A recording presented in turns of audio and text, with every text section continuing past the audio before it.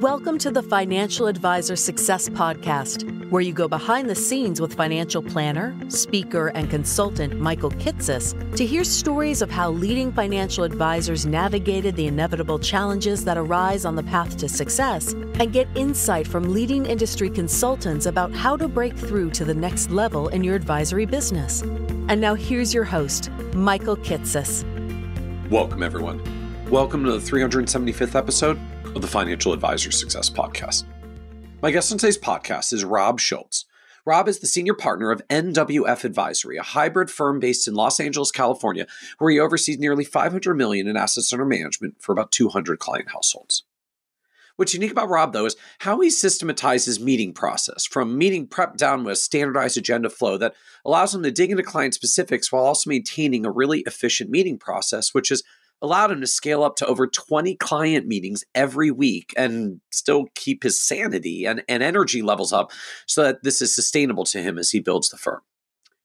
In this episode, we talk in depth about how Rob sets the agenda for his 20-plus meetings per week with his clients using a structured flow that always touches on the same key areas for every client, the way he leverages his paraplanner to prep a stack of client meetings so that he can knock through a week's worth of meeting preparation in just a few hours every Monday morning, and the way that Rob leverages the built-in audio transcription features in Microsoft Word itself to quickly wrap up his post-meeting notes at the end of each day. We also talk about Rob's journey from getting an undergrad in kinesiology and starting med school to moving into accounting and then ultimately becoming a financial planner through the program at UCLA, because financial planning was the perfect blend of helping people the way he wanted to in medicine and working with numbers the way he did in accounting. The way that Rob has been able to grow by executing a series of succession plans where he buys out and takes over the practices of retiring advisors. And the way that Rob has been able to scale up his efficiency further by getting more systematized with his investments, especially the rise in recent years of outsourced TAMP providers and the availability of ETF model portfolios. And be certain to listen to the end, where Rob shares the impact it had when a mentor pointed out to him how he could be the smartest advisor out there, but if he couldn't make enough money to last, he wasn't going to be able to help anyone.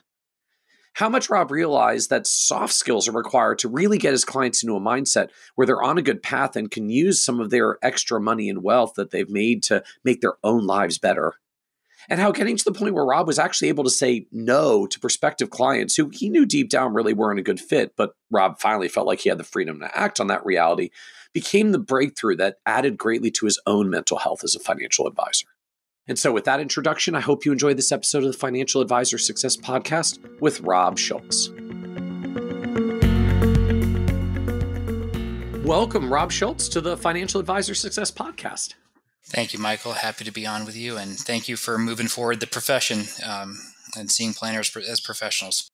Absolutely. I appreciate that. And I'm looking forward to the discussion, I think, around what it means as we increasingly move into these advisor roles and the way that shows up in how we engage with clients. There's this evolution to me that, if you look at our roots, we came from a sales-based world. Your success was determined by basically how many prospects you were meeting every day and every week. I still remember when I started, insurance company general agent, his only advice to everyone was just get out there more. The more people you talk to, the more business you generate.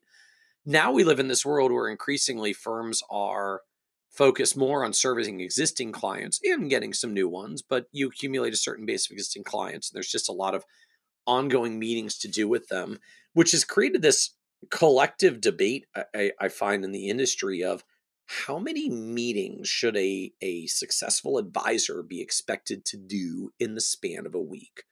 We've done some benchmarking around this on our platform and find kind of mathematically on average, the typical advisor is doing meetings about 25 to 30% of their time. Little bit higher end if they're still in the growthy prospect phase, a little bit to the lower end if they're in the client maintenance mode phase. And so if you're working the proverbial 40-hour work week and you've got hour to hour and a half meetings, it's something in the neighborhood of about 7 to 10 meetings per week, or 2 or 3 a day through Tuesday, Wednesday, Thursday, with some prep on Monday and wrap up on Friday. And I know you live a very different calendar. You are a meeting intensive advisor. mean that in the best of ways. Just I know you do a lot of meetings, and so I think I'm excited both to talk about just literally like how you do it, how you maintain a meeting pace, and literally like how you do it, like the systems or tools or processes that you've created to manage a high volume of meetings. But I think Yeah. to start out the discussion, just share with folks like what does meeting cadence look like for you? How does this work in your advisory firm? Sure. And typically, we're looking at about 20 meetings a week, sometimes a little bit more, sometimes a little less if I'm doing, have a conference or taking a little vacation. But I would say 20 would be on average the minimum per week if we look out throughout the year, excluding, full vacation time. How do you actually just schedule and set up 20 plus meetings every week with clients? Well, it depends if it's going to be in person or virtual. So if I'm Okay. meeting with clients in the office, I try to stack them as much as possible. And then if I'm doing out of the office meetings, if I'm traveling down to a specific area that I have a lot of clients, I'll try to cluster them so they're back to back to back. So maybe an hour and a half with half an hour travel time in between. And a lot of times those are on the weekends as well, so I can minimize the amount of traffic that I have to deal with. So that's the out of the office meetings or the in-person meetings in the office. So I'll be at the office seeing those people back to back. And usually I schedule an hour and then a half an hour, either just to check emails or write my notes, debrief in between, and then go into the next meeting, grab a bite to eat. And then on the virtual ones, they tend to be a little bit shorter. So those are about 45 minutes on average. And then I'll stack those just on the hour.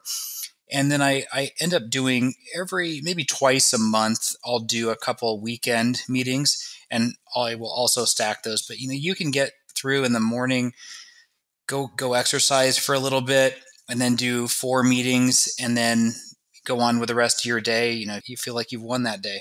So is that a weekend routine? This like exercise in the morning, 4 hours stacked from 10 to 2, and then on with the day, or is that the typical during the week setup as well for you? That's typical in the week too. I might have some in the evenings as well for those people who are not able to meet during the day due to work schedules. So I might schedule in a workout in the afternoon, kind of refresh myself, and then go back, take a shower, and look presentable on camera for a Zoom meeting or a couple of them in the evening.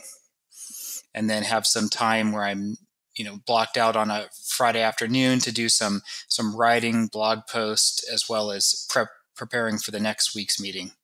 I was going to ask, is there time that you block out for prep or follow up or just like other work office activity, or are these meetings fairly dispersed throughout the week in this ongoing activity pace? There's usually one day that I don't have any meetings, but other than that, pretty much every day we're going to have anywhere from 2 to 8 meetings. And then a lot of times I'll do the prep first thing on Monday morning, and I can get through a lot of the prep before anyone else wakes up. It's the benefit of being an early bird. You don't get any calls, no emails coming in that you have to worry about. And the approach is very systematized. So I think that is a big part of it. Is all the meetings are the same. It benefits me on my prep. It makes it very efficient, but also on the clients. Everyone has an agenda for the meetings. I don't do meetings without agendas. And it provides a couple benefits. One, the clients are familiar with what the format is, and it's 1 to 2 pages, depending on the complexity and amount of accounts. But it also provides for me a to-do list afterwards. If there's some action items about reminding them to do certain things, it might be on the agenda, or I'll just notate it on the agenda, and I use that as my follow-up. So when I enter into my CRM afterwards, I just take the meeting agenda and then either assign a task to myself or a staff person. And then what I do is I take my notes, take my agenda, take the Allbridge report, any reports I pulled from eMoney, I put those all together in Adobe Acrobat and then file them into DocuPace, our document management system. And it also creates a really strong compliance file. So with the requirement that we're meeting with clients and making sure we are doing something for the fee that we're charging, I never have to even have a second thought that, if an auditor ever said, are you actually working for your fee that you're billing? There's a nice compliance file there of actual work done for the client. So can you give us a little bit more of a walkthrough of like what is the standard client meeting? What is your standard meeting structure? Yeah, sure. We start out with what changed from the last meeting. Just a couple, the niceties. You want to figure out if there's anything important, how their last vacation was. And I'll go through the notes from my last meeting so I can ask them, how was that ski trip that you went on? And, really feel like we're just continuing from our last conversation. And then I have some key points on the financial planning topics. Maybe they were saving or needed to do a refinance or finish their living trust. Some of the real meaty things that they need that we wanted to touch on at the beginning. And then I cycle through those at the beginning of the year. We're focusing more on the tax planning, covering the insurance side of things. And then later in the year, we might be doing more charitable giving, retirement planning, making sure we're, our after-tax Roth if we're doing an after-tax mega backdoor Roth. So it is kind of a standardized thing. Like if this is the month we're talking about living trusts, like we're going to go through all the client meetings and touch on, do they have one? Do they need one? Is their current one up to date, right? Whatever it is that pertains to them. It's like topic du jour, and then you run that standard through every client. Yeah, seasonal. But then there's additional ones. Like my last meeting was about a kitchen remodel. Not everyone's remodeling their kitchen, but that was on the agenda that they were going to save up from their last from the last meeting to start a kitchen remodel. So it was specific to that client. Okay, so keep the key planning topics, I guess, then maybe a blend of just things you're actually working on with them specifically, but then some standing seasonal topic that you bring as kind of the default to all the client meetings and then rotate through the year seasonally. So there's fresh stuff to talk about. Exactly. Mm-hmm. So then what comes next? Sure. Just reiterating some of the inputs into e-money, target retirement age. This always elicits some, different responses. Sometimes it depends on the day they had at work, but I just go through e-money screen share and say, here's the assumptions that we have in your financial plan. What has changed? Is there anything I need to update? And that sometimes will spur additional conversations. Maybe I have a side income that we need to add into there. And so it helps the conversation and make sure the plan is up to date. And so you're putting e-money on a screen or a screen share virtual. Yeah, you're actually turning it on live. Yeah, iPad or a screen share. Mm-hmm. Okay. One of the nice big iPad Pros works pretty well for that. Oh, interesting. So you don't do like conference room TV style thing. You give them a tablet, a big tablet to look at. A lot of times I'm coming to them if I'm clustering out of the office. And so the iPad seems to work well for that. And I also like to be around the table, so you're on the same side of the table as someone, so you're working collaboratively, not on the opposite side, or it feels too far away. I have seen some great setups, but I just don't have that in my office. So I know some people do a great job with the in-office TVs, though. So not knocking Interesting. that. So because I was going to ask, had you tried both and you like this style better, or it sounds like because you do a lot of meetings where you go to clients, it also just helps because you can bring the iPad and hand them the iPad when you're not in your office. And not everyone's vision is great. Yeah. That was an issue too. If people I can't see it up there on the screen, and so it negates that problem. And I'm just trying to envision from a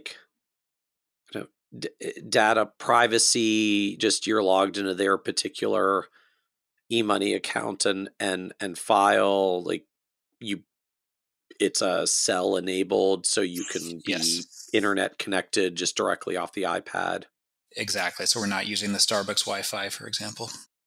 So what's changed since last meeting? Key planning topics. Let's look at the plan live. Any of these inputs changed? So then what comes next? Yeah, the next few topics I just touch a couple things on what's going in on in the market.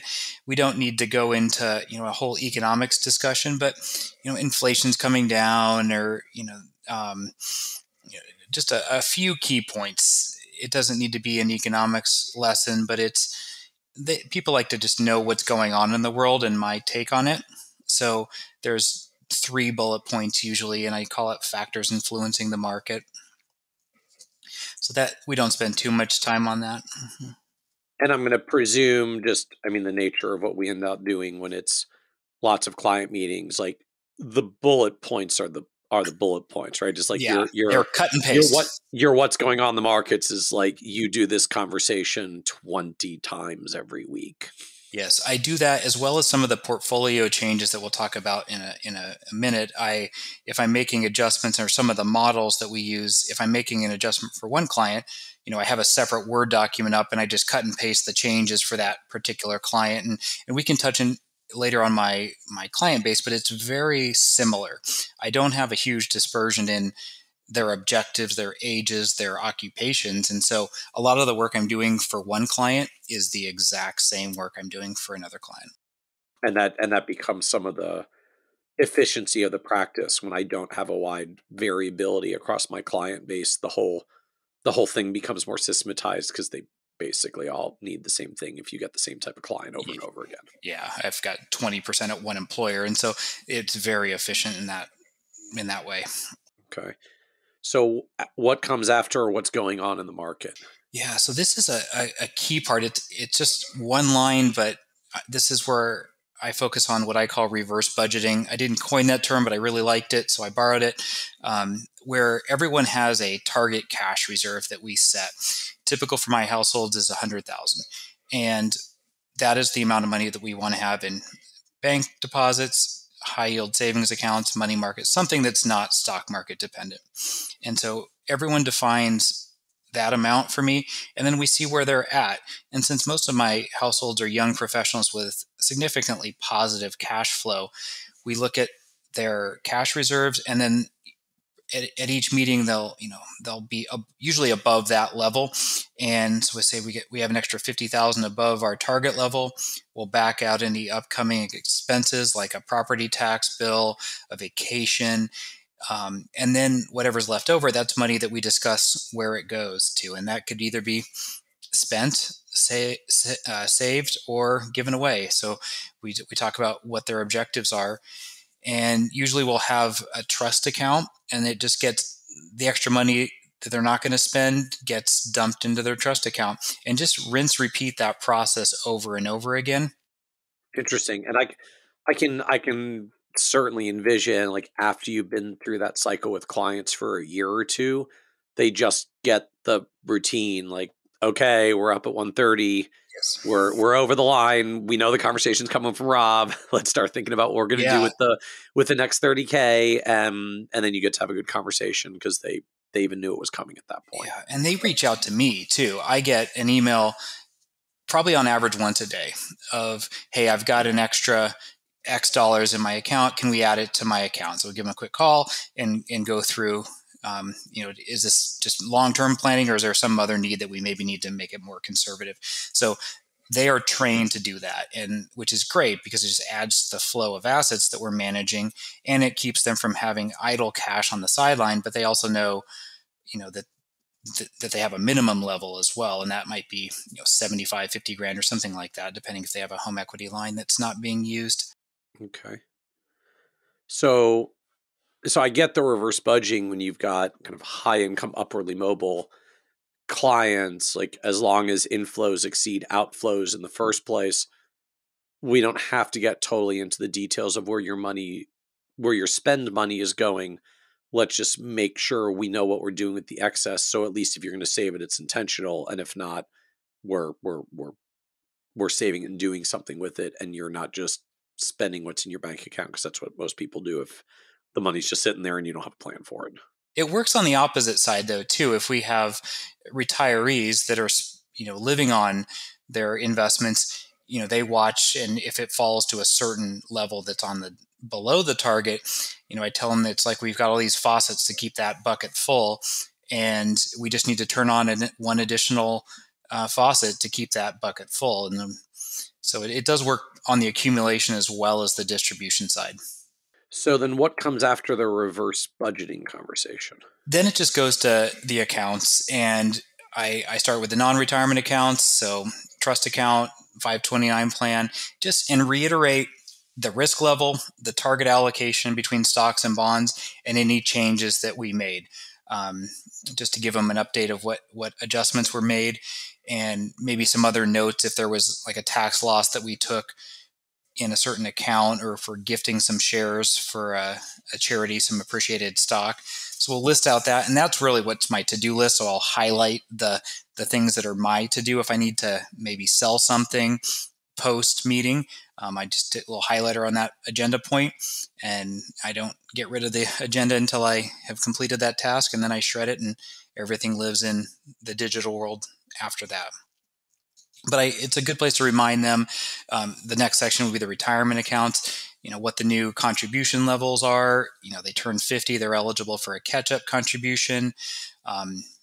We're going to convert some of the after-tax contributions to the Roth in December. Those sort of reminders. Just a few bullet points, 4 or 5 each account. And then the last one section is just when we're going to get together. Much like when you leave your dentist's office, when you're going to go see them again. And I don't want people wondering, Rob hasn't called me in a little bit. I think we're about due. I really want them to know that July is our plan, and they're not just haphazardly hearing from me. We agree that you should be on a 6-month schedule or annual meetings, or occasionally for really top clients that maybe own businesses, it's quarterly.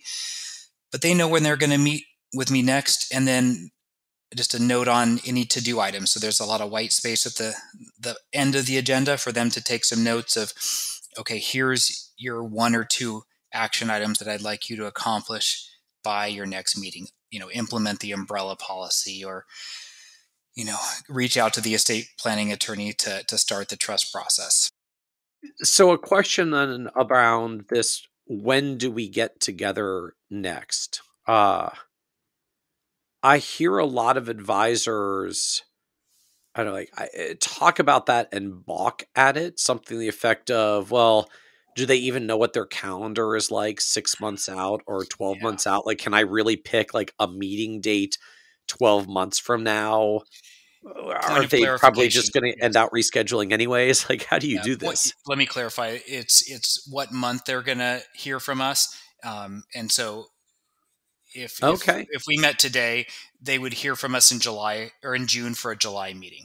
So we are not actually picking that day, because I might not know what I'm doing, 3 hours from now, let alone, in the middle of the year. So you have the same challenge. Like, I'm not sure what my schedule's really going to be 6 and 12 months out. Yeah. So you just set here's when you're going to hear from us next to schedule the next meeting. So everybody knows when it is, and it's set right there.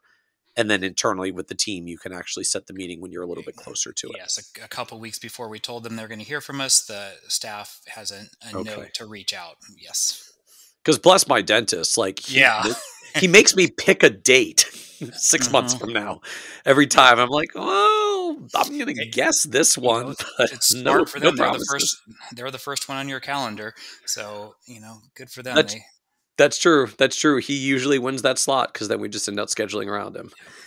So as you go through this meeting structure, it sounds like how quickly you get through this varies a little bit by meeting format. If you're out of the office traveling to them, it's 90 minutes. If it's a virtual meeting, it might run only 45. So you can kind of stack the meetings on the hour. Is there a difference in the agendas, or does it just come down to like the chit chat just tends to be longer in person and a lot tighter virtually? I would say the variables would be, some clients are really interested in kind of what's going on in the economic side of things. And then they might have a family thing that they're working through, a change, a lifestyle change, and then the complications and how complex. My clients that are 8-figure clients are business owners and have a whole host of accounts, maybe beyond what just a simple retiree with a trust account and a pair of IRAs might have. So, the business owners is probably where I'm handling their retirement plan for the office, or someone who's in a public company where we're dealing with stock options, that might take a little bit more time. So from an agenda's perspective, you said you're like every meeting has an agenda. Is this literally like printed, sent to the client in advance? Sent Like, how do you before, do yeah. agendas? Sent before for virtual meetings, and then handed to them on nice paper. I print mine in black and white on a regular piece of paper, and theirs go on a nice, just not cardstock, but something with a little bit more weight to them, so it feels special and in color. Okay. And do you have like an agenda, input process? Like we send it to them in advance to ask them to add things, or is it more like, here's the agenda we're going to be talking about, and you're more directive on it? Like, here's the things, the things that we think we had on our mind to talk about, and then if you'd like to add anything, please bring that to the meeting or let us know ahead of time. Okay. And how far in advance do you send that? Just a couple days. Okay. And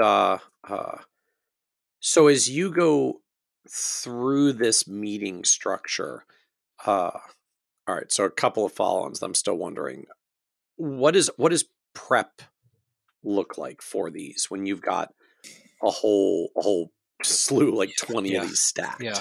Every client has a folder in OneDrive that's my meeting prep folder, and there's a Word document with all the template stuff, all the model portfolio changes, all the market notes, and then the cadence of the seasonal topics, and just cutting and pasting from one to the other, coming up with an Allbridge report, any morning stars, a net worth statement from eMoney. The asset projection we use from eMoney is usually just live because we might make some adjustments, so I don't want to print out a 4-page color report if we're going to change something on the fly. But we put those documents in the OneDrive folder, and each client has their own folder. And then I bring that to the meeting either virtually or have it up on my screen. And then that all gets amalgamated to one file when I add my notes to it that I dictate into Word and save it as a PDF. And then they all just get put together in Acrobat and then put into DocuPaste afterwards. So I want to make sure I caught that. So you dictate notes into Word. Is that actually like a resident capability in Word, or do you have there's just a microphone feature.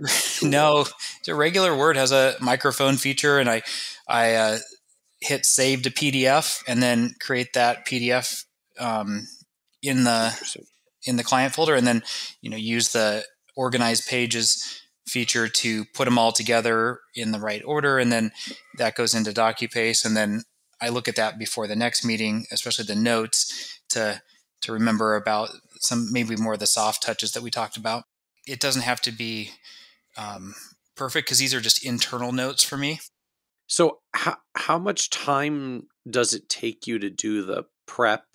And is it all you, or is there team support on the prep? So the paraplanner support is the meeting prep, and then putting everything together at the end of the meetings. And then I do the Word document that's the agenda. So they do the stuff that's systematized, market notes, those sort of things, and then I'll fill in if I think a position might need to be sold on something that's an advisor managed account, or if there's something I'm going to add to it, and then I take a look at everything before I present it at the meeting, and then print it out.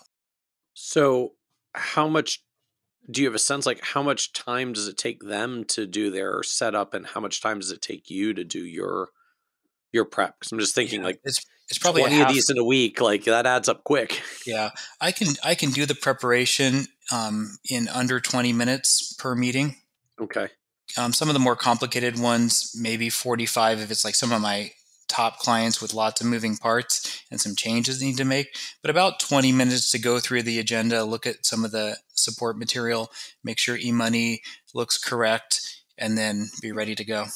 The nice thing about being an early bird too, I can get up and do knock out 10 meeting preps. If I don't have anything early on Monday morning, I try to avoid that, get most of it done, and then do a few other ones throughout the week in the mornings.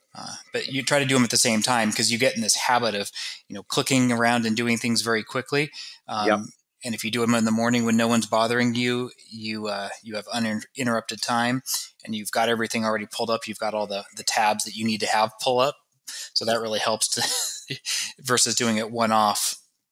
And then on the post meeting follow up, I'm just trying to visualize like the steps. You're pulling out the Word doc, you're dictating notes into it.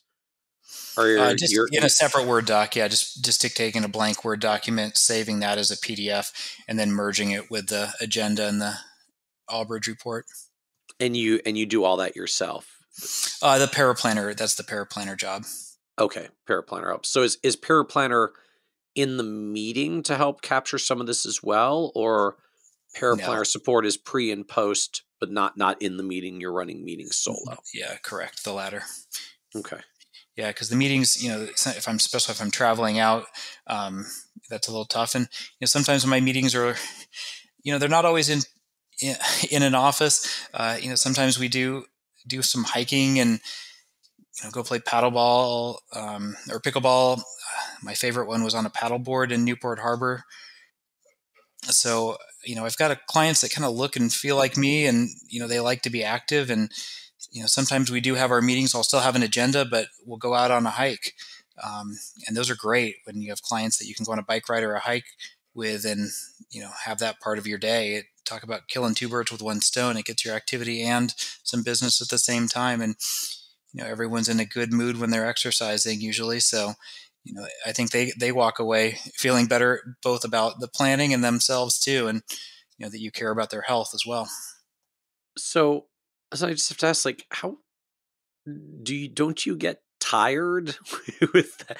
Don't know how else to ask it. Like, is like that many meetings and that much pace. I mean, I'm just like sort of mathing this. Like you got like 20 hours of meetings. You got 6+ hours of prep. You've got another few hours of the follow up dictation, notes, takeaways. Like you can easily get to 30+ hours of literally just meeting prep, meeting and meeting follow up. It's a lot of hours every day. So is this tiring, or are you just one of those people like you get more energy the more meetings you do?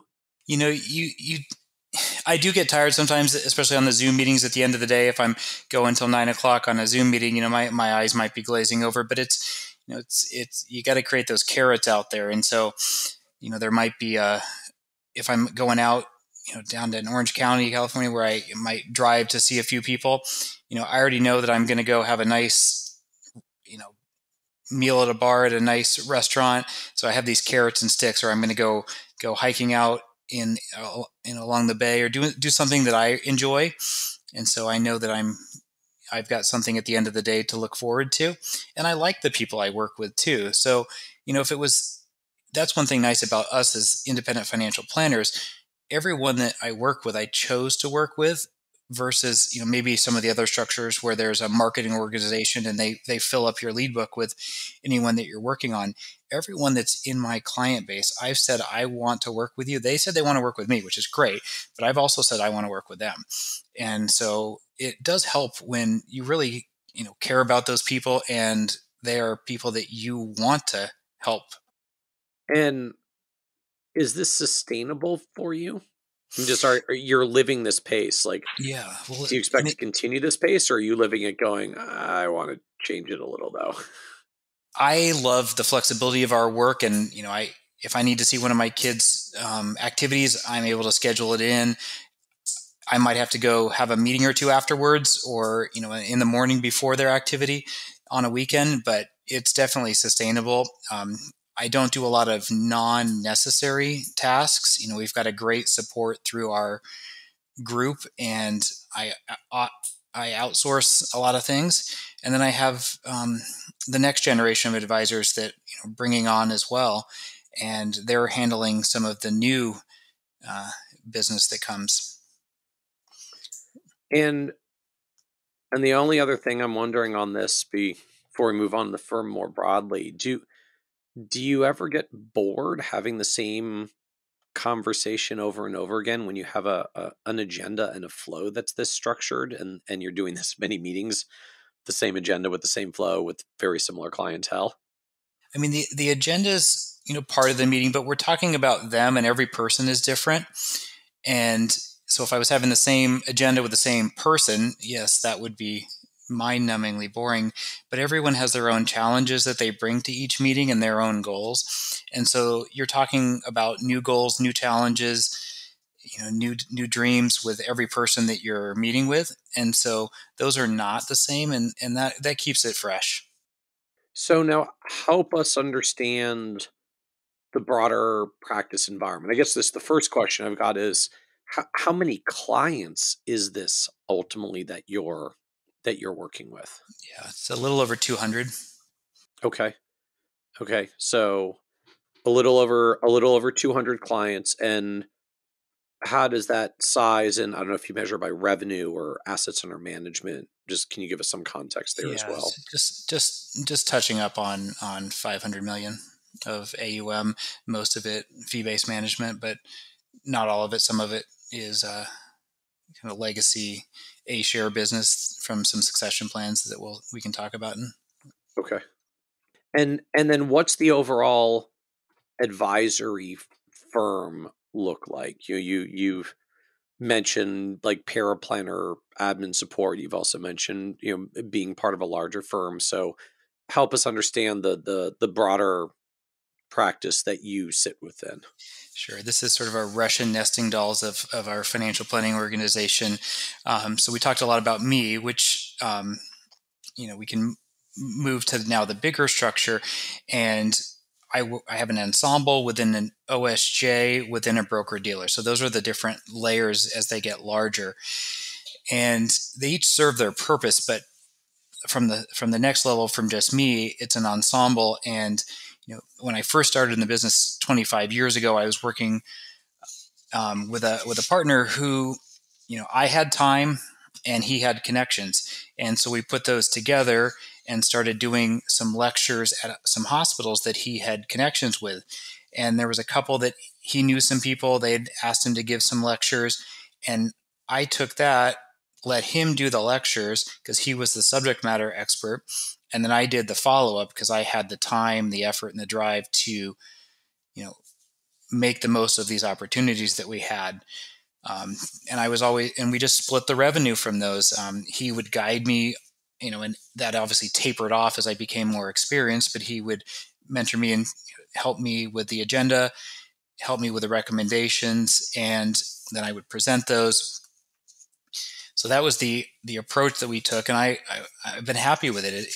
I learned early on that 100. If you take 50% of something, it is definitely better than 100% of nothing. And as a young advisor, I remember sitting in the office looking out the window and seeing all these cars drive down the street, and you're like, man, I wish I could get some of those people as clients. How do I do that? And having a mentor that could help introduce me, or at least put me in front of people, was a huge help. So that was one way I started my client. Also started, 529s had just come out, so I did baby fairs where I would do 529 plans, some term insurance, so Roth IRA. Did some cold calling as well. So thank goodness that's really not part of the business anymore. But that Who also, was your early BD then? Who were you building with originally? it was Royal Alliance. It's been my broker dealer Okay. the entire time, all 25 years. Okay. Okay. So you're still living in that broker dealer environment, but your practice has moved from the 529s and the term insurance and the A shares and all the things that we did then Mm-hmm. to being mostly fee based now. Yeah, fairly early adopter, which, at the beginning was a little tough because you're getting, a percentage of a very small amount of money. And when you're doing Roth IRAs and small ticket items for people, it's a little tough. But the nice thing is I was at the same life stage as some of these young physicians that we were working with and young families. So I could afford to do that. It would not be something sustainable if I was a career changer right now, that just would not work. I wouldn't pay my bills. But for someone starting in the business at 21 years old, it worked because I grew with them. And the nice thing is these people that have been with me for 20 plus years, well, they're high school kids, we'll have these discussions, and I was there before they're high school kids. And so, the longevity is there. So now help us understand more what this ensemble structure is or means today. You've kind of talked about this in the context of your 200 clients that you serve. So like, who are the other advisors and what's the relation, like the client relationship or sharing in this context? So absolutely. So Craig, who was my mentor when I started in the business, he's still part of the team. We're partners in our OSJ as well now, but we work together. But now that I'm more at a capacity level, we have brought in a third advisor, and then that had moved on and is actually doing well and is with our group and has a mature practice. And then now we're on the next advisor that's been with us for a few years, where we provide the clients. A lot of times those are through our resident lectures at hospitals, which is one of our areas of expertise. So, right now I will be the one that will go in and give a talk to 30 physicians as they're finishing their training, and she will have 20 people to talk to and can cultivate those relationships like I did 20 years ago when I was starting out and was able to take on a Roth IRA client, a disability policy, something that wasn't a 7-figure AUM client. And do the new advisors, as they come in, still need to do some of that kind of transactionally based business to get it adding up, or is she trying to build this fee based at this point? Yeah. So our first advisor came over from a bank branch, and so that was a setup where, with the payouts being so much higher in the IBD world, that just keeping a decent percentage of or an okay percentage of the client, you're basically at a wash, and so anything else on top of that is short of some of the expenses, but they're pretty small. It was just a growth factor. And so that was the first situation. The second one had providing some orphan clients that paid trails, maybe gave some revenue, and then just giving some of our clients, sharing some of our clients that they wanted to work with us, maybe those C clients. And so giving them enough money to provide some revenue, as well as hiring them as a part-time paraplanner. So okay. We also did that, where they need to have some money to live on, and so we needed some help with some financial planning work with eMoney, and and these are people that are either a CFP or on their way to being a CFP. So hiring them to do some of our overflow financial planning work. So as they come on board, they end out in this like part salary for doing paraplanner work, part revenue-based compensation for the initial clients you seed them and the ones that you're introducing to them. And then over time, as their client base grows, presumably their client revenue goes up, their paraplanner salary goes away because they don't have the time to do it at that point anyways, as they grow their client base, and they kind of get transitioned into growing client revenue that way. Yeah, and I could see us over the next few years just continuing to do that, on a 5-year cycle. Maybe that's about the time where maybe someone can learn about the operations, the planning process, and managing a practice, get some clients of their own, and then be sustainable where they could be part of the team, and still part of the team, not necessarily going off on their own, because a lot of these clients would be joint clients where, maybe if we introduced them or brought the client, we would share in some of the revenue, but they would be getting the lion's share of the revenue. But it creates also an income stream for the senior partners as well, sharing that revenue. So when you try to ramp an advisor up in that context, can I ask, like, how do you try to break down what salary, how much revenue do you give them? What split do they get on the revenue if you're basically handing it to them, but they got to service it and retain the client? Like, are you trying to salary them to the point that it's a full-time job on salary and the client revenue is gravy? Is it more like it's No, a the client, half-time job and a half salary? Like, yeah, how we've do you got a how do you do pretty that? good flow. Like they can get some revenue through the insurance planning, the term insurance. We might set them up with maybe a 401k plan that we need to have help service that maybe we set up, but they can do the enrollment meeting, so they're going to get some revenue from multiple sources. We can get them up to a lifestyle sustaining income pretty quickly.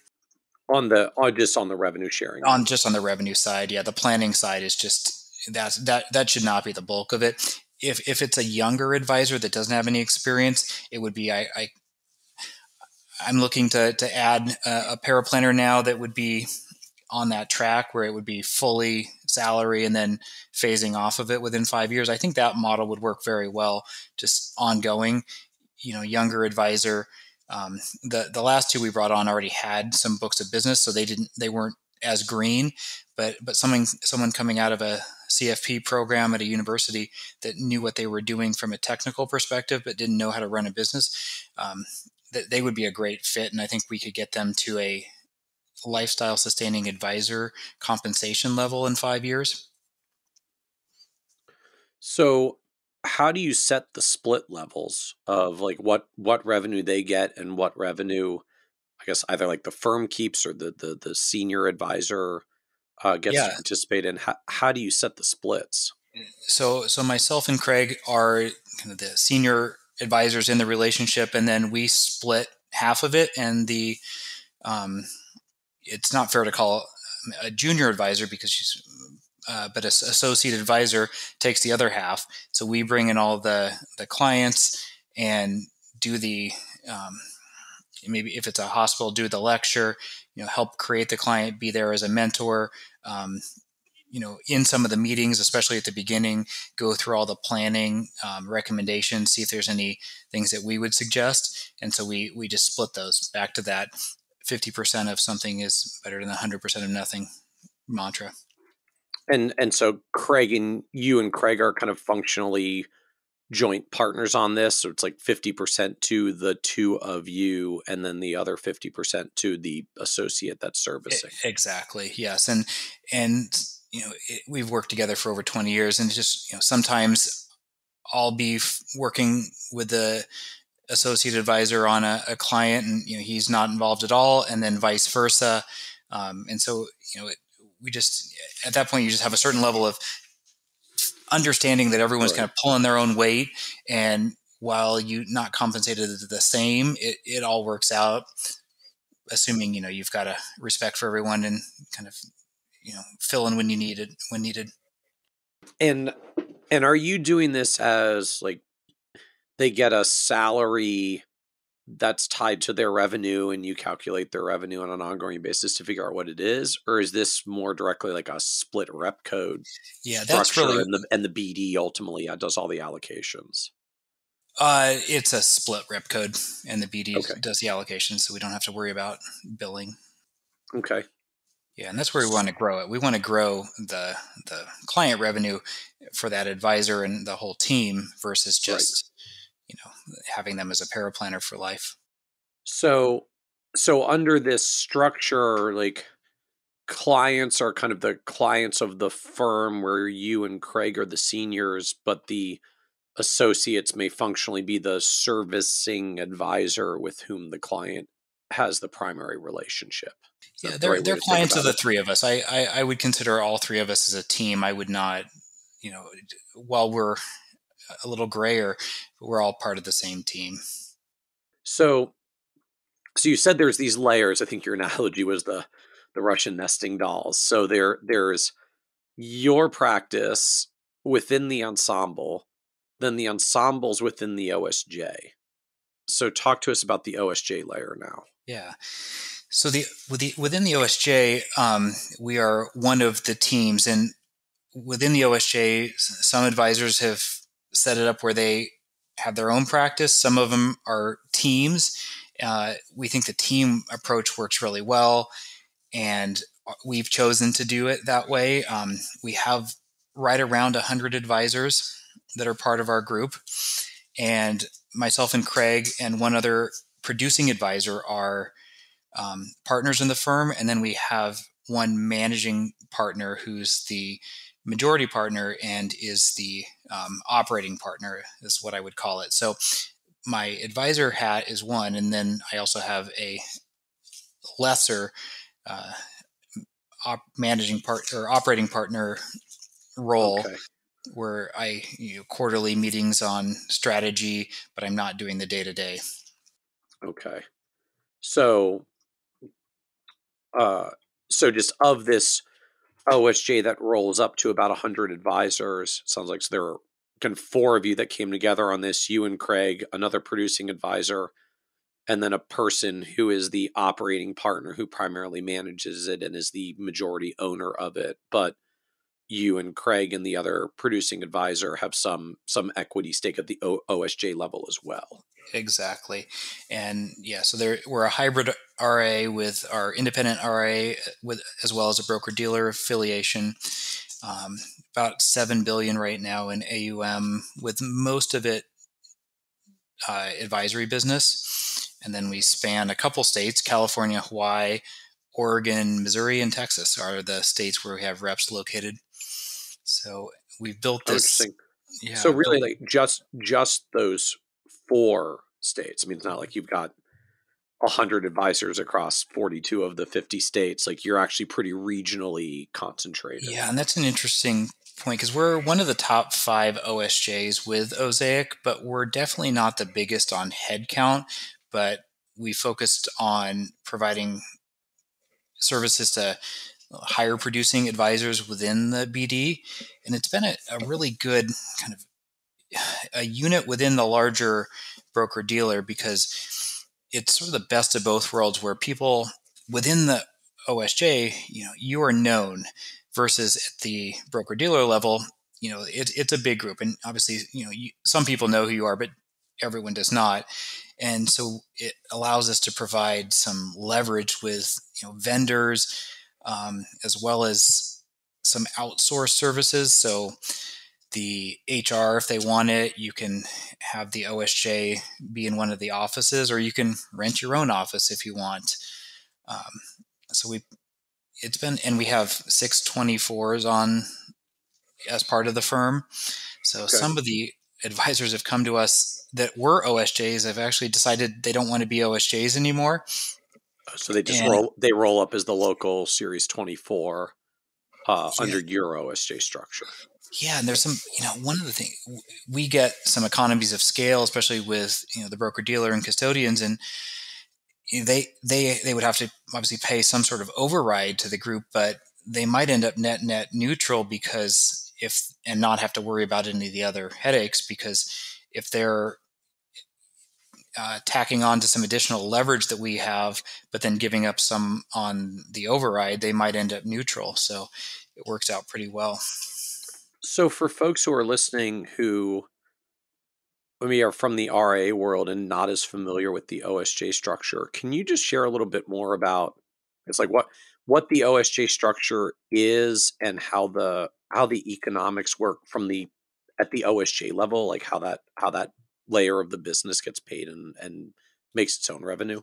Yeah, sure. So you bill $1, and a couple cents are going to the broker dealer for their compliance and their back office structure that we leverage, and we can talk about where we leverage them. A couple dollars or a couple cents of that dollar going to the OSJ, but then there should be some value add there from the OSJ. That might be the compliance role, and so we have the 624s on our staff. We have an internal marketing person that we've used to do turnkey events. So if we wanted to do a client appreciation event, we can have that person just have an event for us, and we'll pay them, maybe a little bit for their time, but they'll go out and do the invitations, the restaurant reservations, all the logistics. So that's nice, because I'm not an event planner by any means. Right. So that's nice to have. And then we have marketing and then some other everyone's practice is, different. And we have some people that specialize in certain areas. So I partner, and a couple other advisors within our OSJ partner with an advisor who is just a rock star on qualified plans. And, that 401k compliance is a beast. Well, it's a thing unto itself. Yes. And yes. And for me, it's watching paint dry. I do not enjoy that at all. And so what a lot of us do is we go to this advisor at our group that has some staff that are great at this as well. And we just split the business with them. And I get to do the things that I like to do, which is having the enrollment meeting with the individual plan participants. That's where I shine. It is not knowing when, the compliance testing needs to be done, or Right. I just do the fund selection and meeting with people talking about their lives. So that's a great role that we have, just someone that does that, or there might be someone that's great at long-term care insurance that, I might want to outsource some of that too. So that's a great tool. And then also on the succession planning, 2 of the succession plans that I have done have been internal through the group.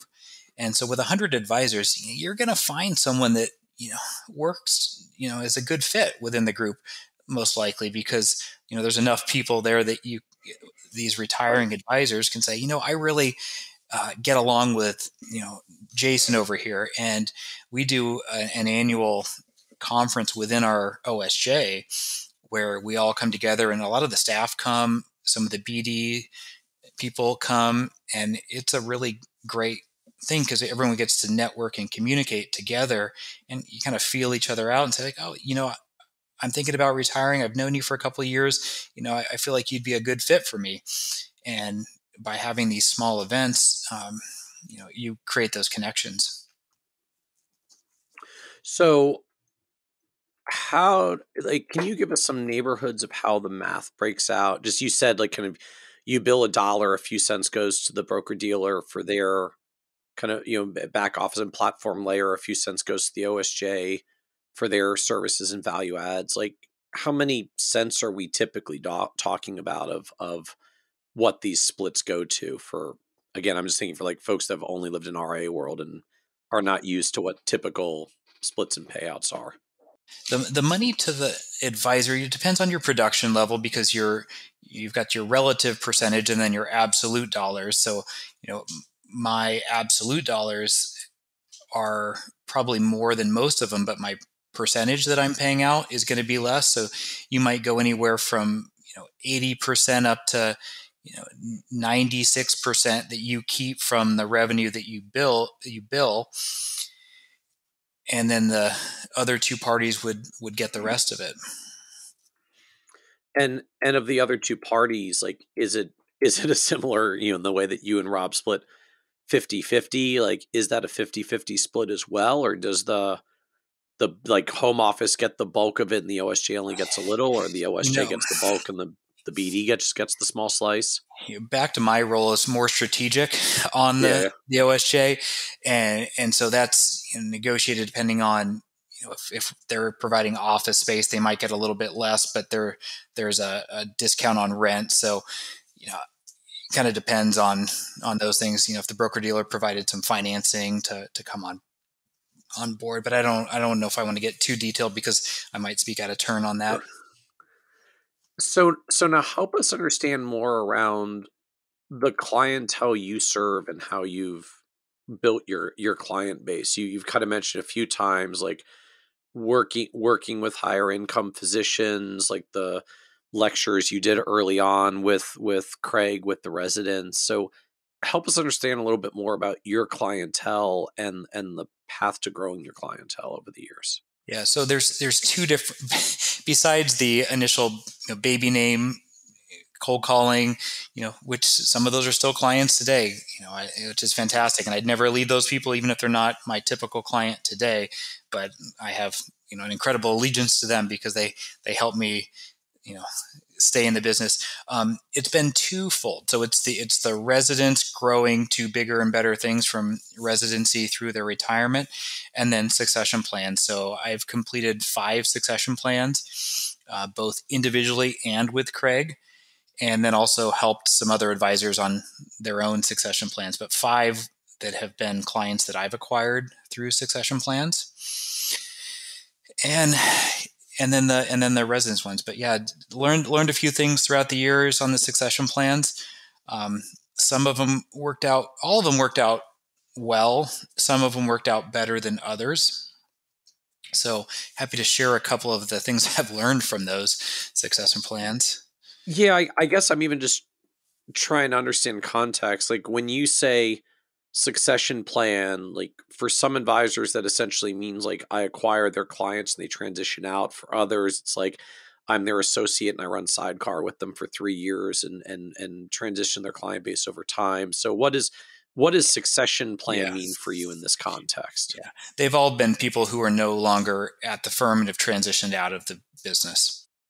So these are typically advisors that basically come and say, like, I'm ready to retire, Rob, will you buy my clients and give me an exit? Yes, and it's a great way for the retiring advisor to monetize their practice, take care of their clients too, because that is just, a really important part after, sometimes 40 years in the business, how important that is. They want to make sure that their clients are looked after because they're family. And I've done a couple with Craig and then some individually. So it's an earn out is the way I've done most of the larger ones. And that's worked out relatively well. It puts everyone on the same side of the table. If you just rough math, do a 2 times revenue with some growth, it ends up to be a little bit more than 2 times revenue. And the first year, the retiring advisors introducing you to everyone, kind of getting you up to speed. The second year, they're there, occasionally. Third year, same thing. And then the fourth year, they're really only, you talk to them a couple times. And at the beginning, you're doing all the work, or you're doing all the work. They're helping out a little bit. And then it slowly becomes all you, but they're still getting paid something. And if the business continues to grow, they're going to get a little back end on it in that fourth year as the business has grown. So help us understand mechanically how this works. I mean, is this essentially just we're going to do a 50-50 split for 4 years? 50% of your revenue for 4 years is two times revenue. Yeah, it's usually going to be more of that's how it comes out. It's going to be more of an upfront 90, 10, 80, 20, something up front. That first year, you're really going to put in the time as the acquiring advisor if you're not putting a down payment down, where you're giving them the bulk. They're almost making what they were making before and doing much less of the work. Then splitting maybe 50-50 2 years, and then a back end with another 20% or so. And we've always included the option for that retiring advisor to stay on if they wanted to. Some have taken it and some have not. Depending on the size of the practice, there are some costs to stay licensed, so maybe that 20% isn't worth it. But it gives them the flexibility of not having to, hang up their 12C or, be out of the business, or if they just want to attend the conferences, it gives them the optionality. And, we don't care. We give up a little bit of money, but it keeps them in the picture. And, that for 20%, I'll take that. So what would the typical rev share earnout be over this 4-year sequence? Well, if it was how this works. 80% retiring advisor, 20% acquiring, and then year 2, 50-50, year 3, 50-50, and then 20 to the retiring advisor, 80% to the acquiring advisor. Okay. Just done through a joint rep code. So at the beginning of every year, you change it, and the BD figures out what that dollar gets split up. Okay. So makes sense. And so then if I add up 80% plus 50 plus 50 plus 20, it adds up to 200% of revenue. But since you're billing as you go, as you noted, if the practice is growing, you're getting these percentages of a growing pie. So if I in practice, it will probably add up to more than 2x revenue spread out over 4 years. How much more depends on revenue and market growth. Yeah, you would hope so. And the person acquiring the practice is probably pretty motivated and looking for other opportunities there, adding new services potentially that could generate additional revenue that the retiring advisor would participate in. Right. And then after 4 years, typically they're winding down and out. It's your client now. They're retired. Have a great retirement. Yeah, but if they want to stay in the picture, we had one advisor that stayed on for several years at the 20% Okay. number, and occasionally would bring in a client here and there, and that would pay for their 20%. And they Right. liked they didn't want to leave the relationship. They wanted to stay in the game. Yeah. Yeah. One point of emphasis though is you do have to be clear that this, even if they stay in the game longer, Rob or Craig are now your new advisors. I have retired, and I gave you one last recommendation, and it was to work with these gentlemen. And please take that recommendation. So that is sort of their parting thing. I want to talk to you about how you're doing your kids, life goals, your vacations. Rob's and Craig are going to make the recommendations for you. I like that framing. My last recommendation as your advisor is to work with these gentlemen as your new advisor. It's a nice closure to the relationship. So how do you evaluate from your end, like, who's a good fit that you want to do this deal and structure with? Sure. Well, the way they conduct their business has to be a fit. Like, that's a non-negotiable.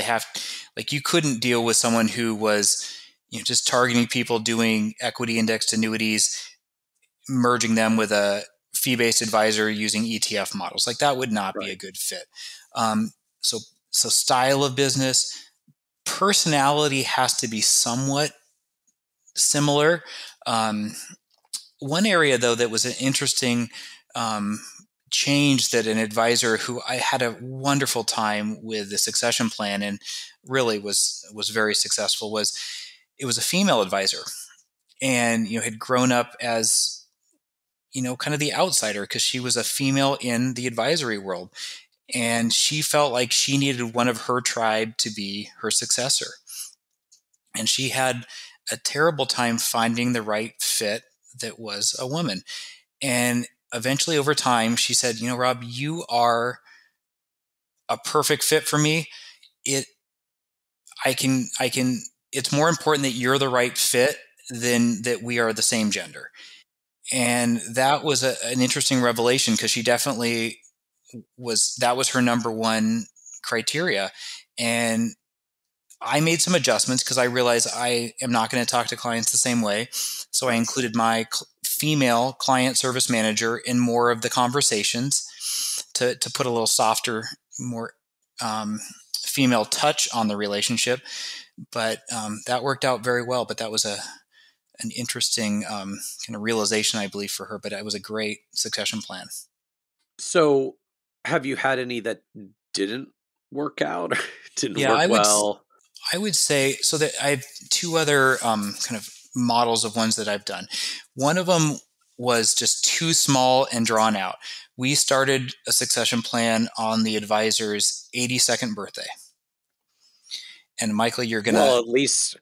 Well, I just like that, just to be clear, this is the story of the drawn out too slow succession, where we're starting out with it begins on the advisor's 82nd birthday. Okay. And concluded on his 90th birthday. Okay. And this was to his credit, someone who was 20 years younger than his driver's license said. That still, it was a decent lifestyle practice, but it wasn't big enough for Craig and I to go in and buy it with two high-performing advisors taking over an okay size practice that was more of a lifestyle practice. And that was something I learned, that it was too small, especially for two advisors, because you still learn, even we took over half the clients each even though they were part of the same rep code, we took over half, but we still knew the other clients because we'd all had the intro meeting with all of us, putting on the team front.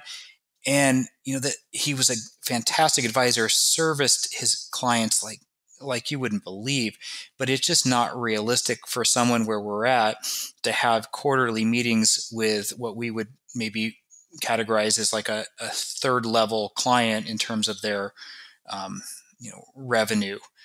When I looked at, I can't take you to lunch every quarter. I just have completely eaten up all my fees if we're going to lunch every quarter. And so was the problem like literally like the size of his practice for how much clients and revenue he had, or was the problem the average size of clients, like the revenue per client was challenging to map onto your business economics? It was that, and then the service level that they were accustomed to. Okay. So how would you have approached differently in retrospect to head this off? I would say a revenue per client and not do an 8-year succession plan. But I would have a minimum revenue for client to make sure that post completion of the plan that it met your target revenue per client. And where would you set that target? I mean, just is $2,000 of revenue per client viable for you? Does it have to be 5? Does it have to be 10? I mean, if I look, just you said earlier, like closing in on 500 million of assets and 200 clients. So that's an average of almost 2.5 million per client. Obviously there's big ones and small ones in a spread, but where would you set that threshold now? Yeah, I would say you'd need to get somewhere in this 500 to 750 or so per hour of my time. $575 per hour. Per hour of my time. Whatever revenue it's going to take divided into however much time you spend, which from your end is the client meetings plus prep. Like, what else do you put into that? And then a small factor for the maybe 150 or so for the paraplanner assistant time, similar to a law firm. But there's definitely a difference between those people that are, some of the clients that we took over, had A-share assets that it just didn't make sense to transition to a fee-based environment. And so while they might have, a couple $1 million more than another client, the profitability was the same. So you have to look at the revenue versus just the overall assets. And then which is a big deal if you're in a brokerage world where you can have clients at 1% advisory fees and clients at 25 basis point A-share trails. Like, that's a really big revenue difference for what might be the same asset level.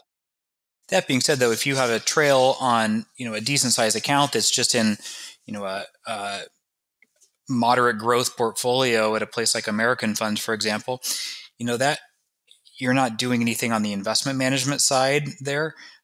So you're not taking a lot of time up for that. So, I don't mind that. The age of the client matters too. If you've got, $100 million that you're bringing on, and maybe a third of those people, the retiring advisors, they tend to look a lot like their clients, right? So if you've got a third of those clients taking 5% a year, you're losing, a $1.7 million client a year. And, that's a drain. Whereas I'm at the place where my clients from the physician planning, typically are in my same demographic. And so they are the growing clients. We always hear about those studies of the transition, and the money moving, money in motion. Right. I love those numbers because I'm dealing with 40 and 50-year-olds, and they are the ones that the money is going to, and those are my clients. Those studies scare the hell out of some people. I love it. I'm like, that is my opportunity because I built that relationship with that next generation. And so I'm looking forward to capturing the whatever $1 trillion of new assets or my slice of that. But it sounds like the acquisitions you're doing are not necessarily physician oriented clients. No, like that's where you built your like your organic client base, but not necessarily the acquisitions. Yes. And that's one of the other negatives to doing acquisitions is your dilution of your target market. It is really hard to find all those other matches and your clients in the same profession. So that is absolutely a negative. So is there a point where those become less appealing because it's too much dilution, or is that like more appealing because it's a diversification thing? Yeah. Well, I would say that it matters less on the specific occupation for those retired clients. One of the efficiencies that I have is, an expert in a certain hospital system like the Kaiser system.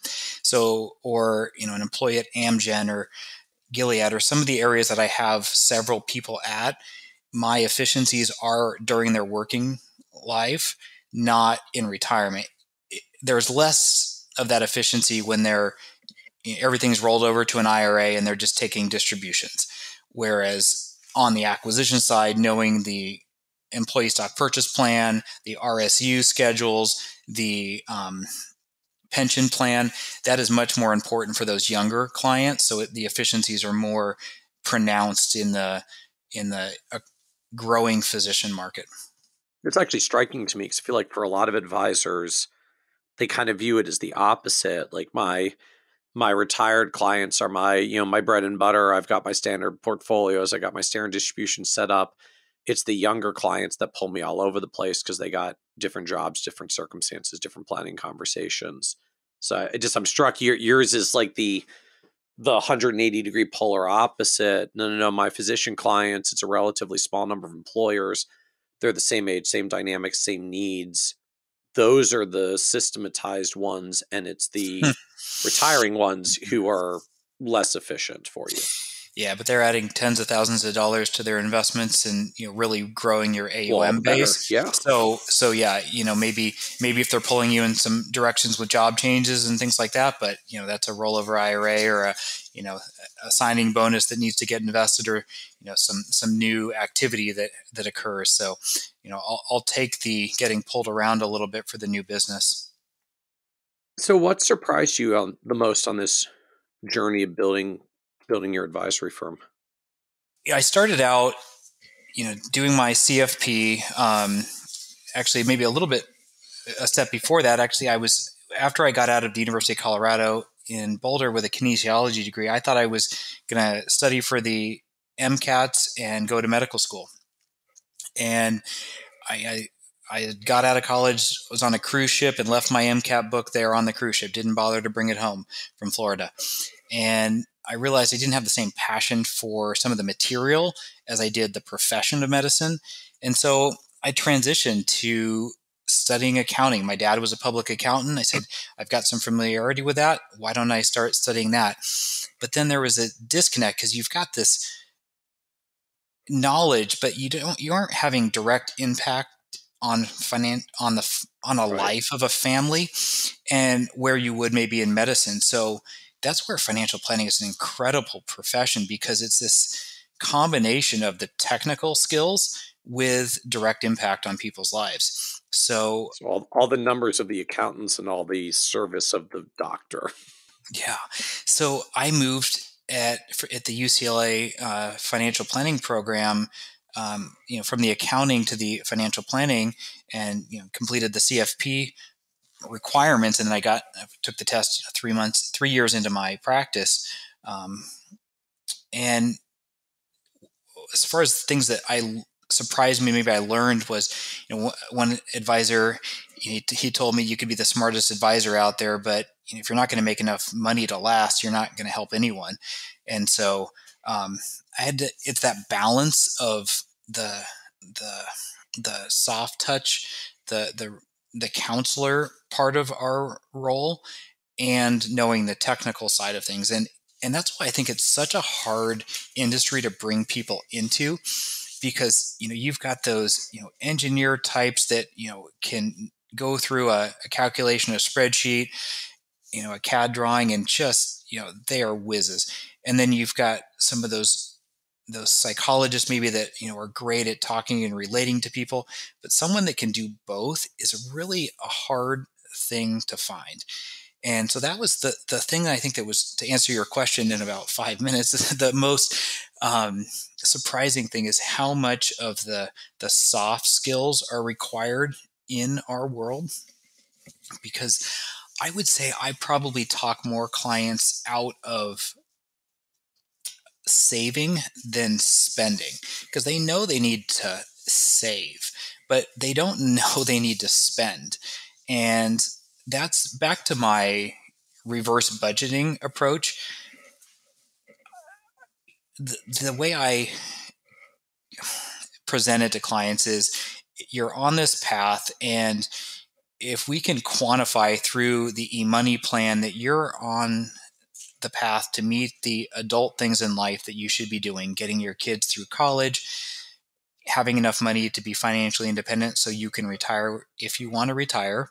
Not always the best thing, but if you do want to retire versus scaling down, that if there's extra money, that is money that you can make your life better with.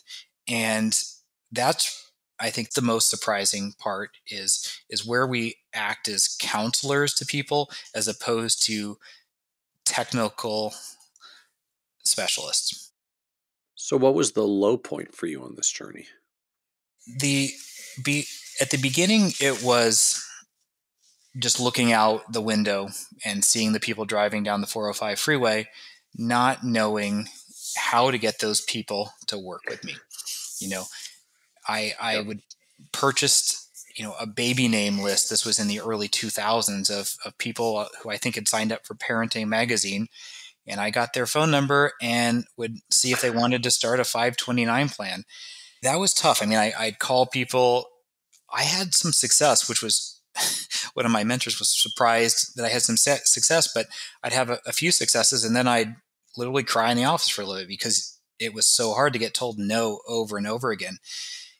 Thank God I didn't have a family I was supporting at that time, because that would have been tough. But I didn't have a lot to lose, so I had less overhead. That was one of the hard parts at the beginning. Now the hard part is actually the opposite, is telling people that have told you that they want to work with you that you're not the right fit for them, even though they're very happy to pay you. And finding and really being true to what you said you want your business to look like. That's a hard thing. Obviously, when we lose a client, both when they leave, and it happens to the best planners in the world, that clients do leave, and that hurts. So that's absolutely one of the low points. And then when you lose clients, they become more than numbers, and that's a tough thing. Had one of those this week, and it's really a tough thing. And we're usually one of the first calls. And, thinking back to choosing a life as maybe a CPA or something else, probably would, I don't know if the CPA is the first call when someone loses someone, but for the financial planner to be one of the first calls. So what else do you know now you wish you could go back and tell you 10, 20 years ago when you were getting started on the career? To some of the systemization, and I fought some battles that I didn't need to fight. Looking at, I remember calculating whether an A share or a B share made more sense, and doing a spreadsheet about which one would be more cost effective for a client. And I mean, that's embarrassing at this point, knowing where I'm at now. I think that embarrassing. Was why? Just that it was effort that wasn't needed. They would have been perfectly fine with either a fee-based account or an A share. The idea was they just needed to do a Roth IRA. But I wish I would have. I get asked this a lot, and it's hard because it wasn't available. But if the systemization of like model portfolios on the investments, whether you create your own models or do a third party asset manager, having more systematized investments would have been one thing that would have helped. But to give myself a little bit of a pass, in the early 2000s, there weren't these great TAMPs or ETF models that you could outsource to. But I guess dovetailing on that, I think presenting myself as the person that was the investment specialist over the financial planning and the framing, focusing on the investments ahead of the other bigger, more important things, I think is something I would have changed the perspective and started talking about the big picture things ahead of the, here's what the S&P did and here's what we did. Some people care about it, but most people care more about, are they going to be okay? That's always like the first thing that, someone who lost a partner asks, am I going to be okay? And I think that's a lot more important than what the, your alpha, your beta relative to the S&P was. So any other advice you would give younger, newer advisors looking to come into the profession now? Yeah.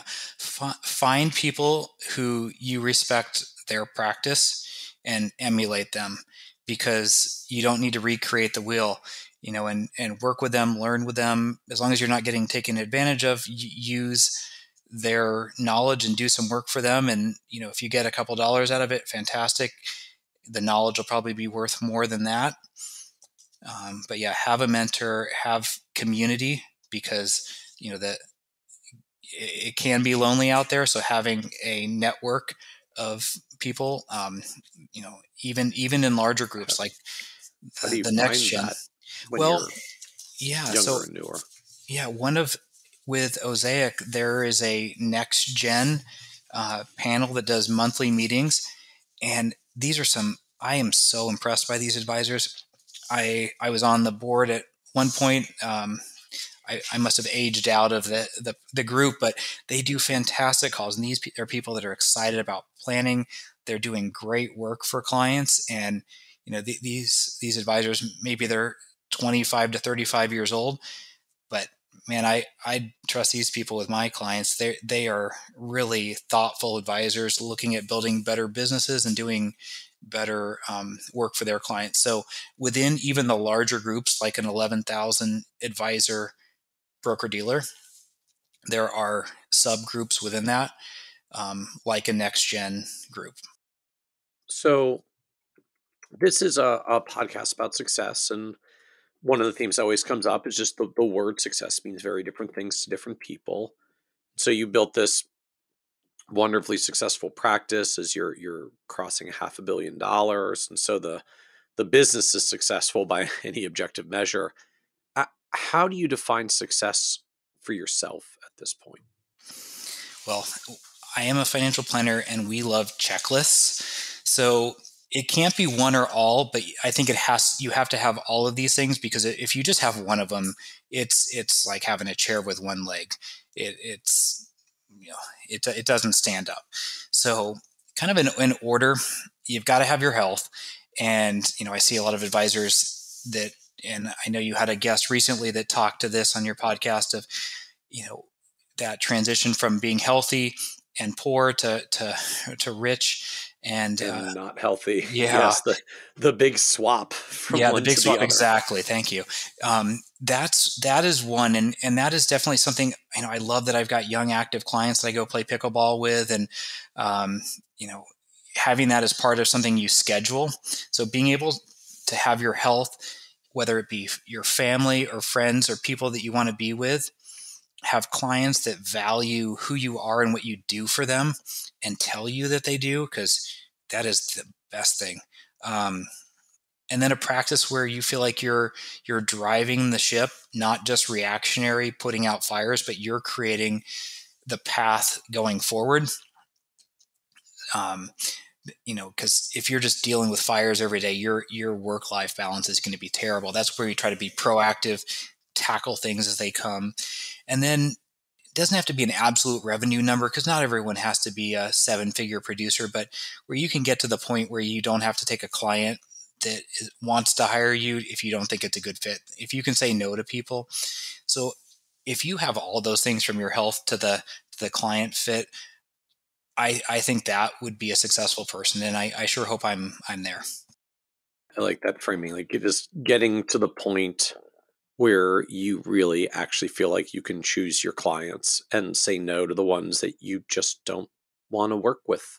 It's hard. It's hard going from not having anyone to talk to and no one to pay you to literally telling people, I'm sorry, let me find a better fit for you. It's quite a turnaround. Well, thank you so much, Rob, for joining us on the Financial Advisor Success Podcast. It was great, and thank you for all you do for our profession. Thank you. Want even more ideas, tools, and resources on how to break through to the next level of success as a financial advisor? Check out the leading financial planning industry blog, Nerd's Eye View, at www.kitsis.com, where Michael covers the latest practice management trends and financial planning strategies. And by joining the members section, you can earn IMCA and CFP continuing education credits, along with exclusive member content. Get it all now at www.kitsis.com.